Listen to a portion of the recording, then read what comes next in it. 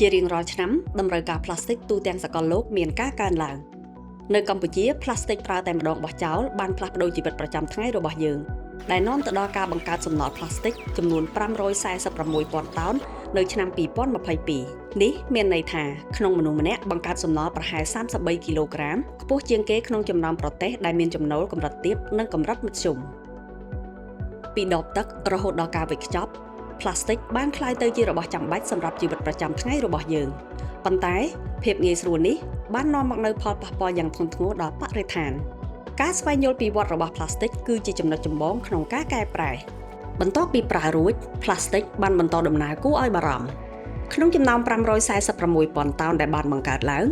មានតែ 54% ប៉ុណ្ណោះដែលបានប្រមូលនិងដឹកទៅគំនរសំរាម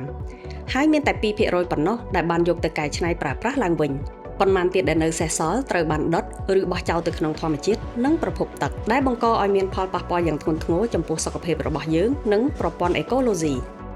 បើទោះជាមានការកែលម្អទៅលើការទុកដាក់និងការប្រមូលសំណល់នាពេលបច្ចុប្បន្ននេះក៏ដោយយើងមិនអាចមើលរំលងស្ថិតិទាំងអស់នេះបានទេប្រសិនបើយើងចង់បាននៅអនាគតប្រកបដោយចីរភាព